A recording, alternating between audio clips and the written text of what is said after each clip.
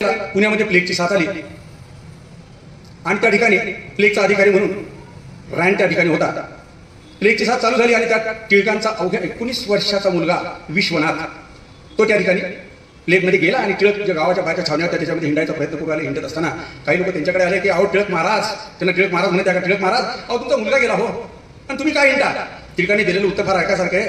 अहो माझा तर मुलगा गेला पण अख्ख्या पुण्याची होडी झाली त्याच्यात माझ्या घरची एक गौरी गेली त्यात वाईट का वाटायचं. हे टिळकांचं उत्तर आहे. आणि टिळक संध्याकाळी आपल्या याच्यात आल्यानंतर त्या ठिकाणी 3 तरुण त्यांच्याकडे आले आणि टिळकांना बोलायला लागले टिळक महाराज एवढं सगळं पेपरमधून लिहिता आणि तो जो रँड आहे अतिशय भयंकर रक्तपिपासू असा तो रँड की कोणत्याही घरामध्ये जर मृत्यू झाला तर ते प्रेत बाजूला घ्यायचं आणि तिच्या आया बहिणी घेऊन त्यांच्यावर आपल्या सैन्याला बलात्कार करण्यासाठी द्यायचं. ही रँडची पद्धत.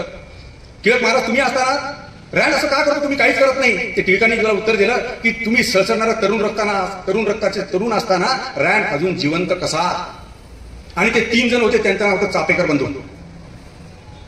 गणेश किंडीमध्ये या तिघांनी रँडला उडवलं. तिघे पकडले गेले आणि तिघांनाही फाशीची शिक्षा झाली. त्याची तारीख आहे एकाला झाली 8, एकाला 10 आणि एकाला 12 मे 1899. या दिवशी एका मागे तिघांना फाशी दिली आणि 3 तरुणी अवलानात गेल्या.